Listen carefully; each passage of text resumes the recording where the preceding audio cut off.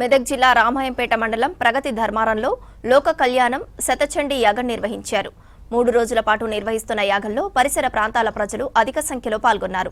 పారాయణాలు, ప్రత్యేక హోమాలు నిర్వహించారు. వేద పండితుల మంత్రోచ్చరణల నడుమ యాగం భక్తి శ్రద్ధలతో కొనసాగింది. దేవి ఉపాసనలో ఆలయ ప్రాంగణం మారుమోగింది.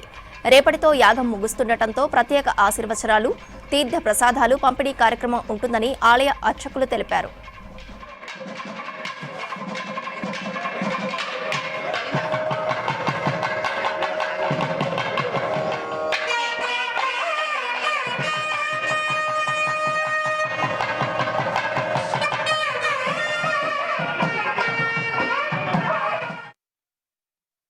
మనం బాగుండాలి, మనం బాగుండడానికి లోకం బాగుండాలి, విశ్వశ్రేయస్సు కోరితేనే మనం బాగుంటాము అనేటువంటి సందర్భాలు బయటకు వచ్చినప్పుడు ఈ విశ్వశ్రేయస్సు కోసం తలపెట్టేటువంటి యాగాలలో అత్యుత్తమైన యాగాలు ఏమున్నాయో చెప్పుమని అడిగిన సందర్భంలో శాక్తేయ పద్ధతి లోపల చండీ యాగాలకు ఒక విశిష్టమైనటువంటి స్థానం ఉన్నది.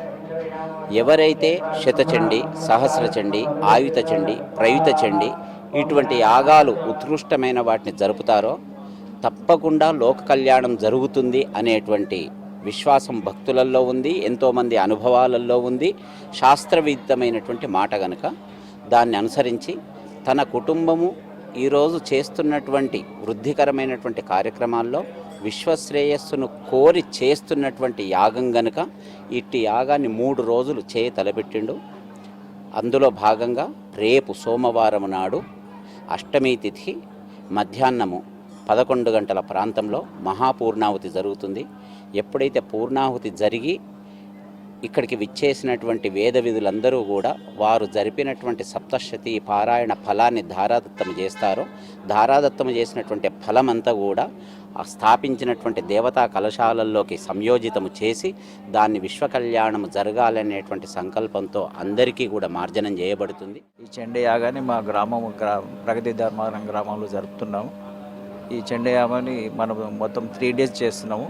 ఈ 3 రోజుల లోపల రకరకాలైనటువంటి పూజలు ఇవన్నీ కూడా చేసి లోక కళ్యాణార్థమై అందరికీ మంచి జరగాలని, సకల శుభాలు కలగాలనే ఉద్దేశంతో దీన్ని చేస్తున్నాము.